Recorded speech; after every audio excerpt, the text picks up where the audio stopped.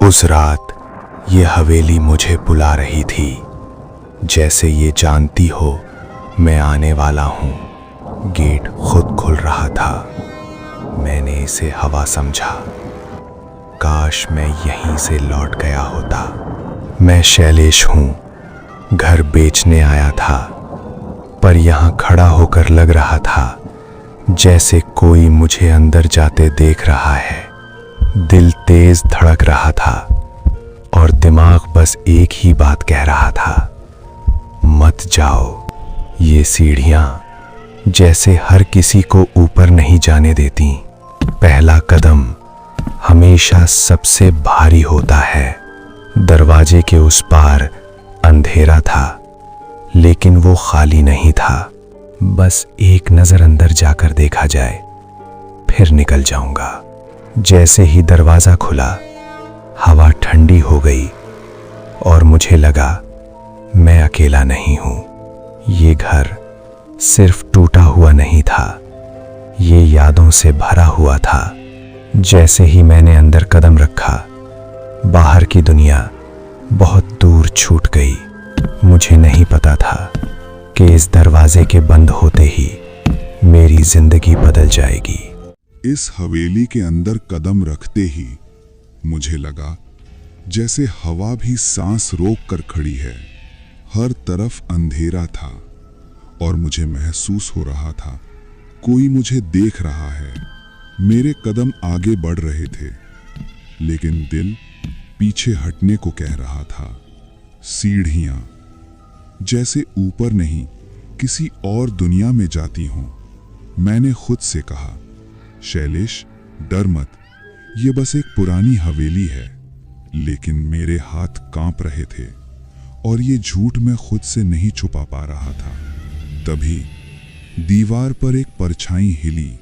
मैंने अचानक पीछे देखा। दिल जोर से धड़कने लगा। वो पूरी तरह दिखी नहीं, बस इतना कि वो इंसान नहीं थी।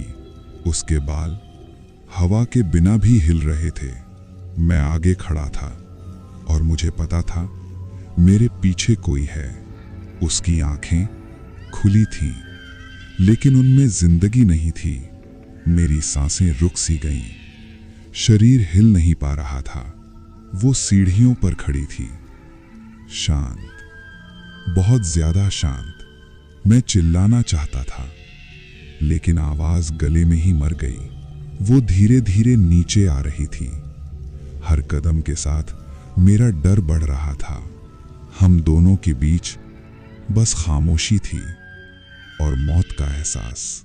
उसका चेहरा पास था और फिर भी बहुत दूर। अचानक वो वहां नहीं थी। मैं समझ नहीं पा रहा था जो देखा वो सच था या मेरा डर। मेरी आंखों में अब भी वही सीढ़ियां दिख रही थीं। हवेली फिर से शांत थी, लेकिन ये शांति सही नहीं लग रही थी। मैं धीरे धीरे पीछे हटा, जैसे किसी अनदेखी चीज से बच रहा हूं। और तभी मुझे समझ आ गया, ये बस शुरुआत थी। मैं इस हवेली में अकेला था, या शायद मुझे ऐसा लग रहा था। दिल बिना वजह तेज धड़क रहा था, जैसे कोई मुझे देख रहा हो। मैंने सुना किसी के चलने की आहट, लेकिन वहां कोई नहीं था। मेरी परछाई मेरे साथ वैसा नहीं चल रही थी जैसा उसे चलना चाहिए था। सन्नाटा इतना गहरा था कि मेरी सांसों की आवाज मुझे डराने लगी। किसी ने मेरे कान के पास बहुत धीरे से कहा, शैलेश। मैंने पीछे मुड़कर देखा और तभी समझ गया ये वहम नहीं था। हवेली जैसे मुझे निगल रही थी। कोहरे के अंदर कुछ था, कोई जो मुझे देख रहा था। वो धीरे धीरे मेरी तरफ बढ़ रही थी, बिल्कुल खामोशी से। मेरे पूरे शरीर में सिहरन दौड़ गई। डरो मत, मैं तुम्हें नुकसान नहीं पहुंचाऊंगी। उसकी आंखों में डर नहीं था, दर्द था। वो मेरे बिल्कुल पीछे खड़ी थी, बहुत पास। तभी अंधेरे में कुछ और हिला, इस बार गुस्से के साथ। तुम यहाँ क्यों आए हो? ये जगह तुम्हारी नहीं है। मेरे पैर जड़ हो गए। मैं भागना चाहता था, पर भाग नहीं सका। उसकी बात मत सुनो, वो अब भी गलत है। चुप रहो, जो हुआ वो मेरी वजह से हुआ और अब कोई इसे नहीं बदलेगा। मैं दो आत्माओं के बीच फंस चुका था, एक दर्द और एक गुस्सा। तभी मुझे समझ आया, ये आत्माएं नहीं हैं, ये अधूरी कहानियां हैं। अगर तुम नहीं रुके तो हम कभी मुक्त नहीं होंगे। अगर तुमने दखल दिया तो तुम भी यहीं फंस जाओगे। उस पल मैंने फैसला कर लिया, डर से नहीं, सच्चाई से लड़ूंगा। ये आवाजें अब सिर्फ हवेली से नहीं आ रही थी, ये सीधे मेरे दिमाग के अंदर गूंज रही थी। वो औरत मेरी तरफ नहीं देख रही थी, उसकी नजर दीवार पर टंगी उस तस्वीर पर थी। मैंने तस्वीर देखी और नीचे लिखी तारीख पढ़ते ही मेरे पैरों के नीचे से जमीन खिसक गई। तभी उस आदमी की आवाज आई, अगर तुम अब भी कुछ नहीं कर पाए तो ये सब फिर। मैं अतीत में आ चुका था। मैं समझ गया था, ये कोई आत्मा नहीं थी, ये एक जिंदा औरत थी जो अपनी मौत का इंतजार कर रही थी। उसकी आंखों में गुस्सा नहीं, कुछ और था, ऐसा गुस्सा जो किसी की जिंदगी छीन सकता था।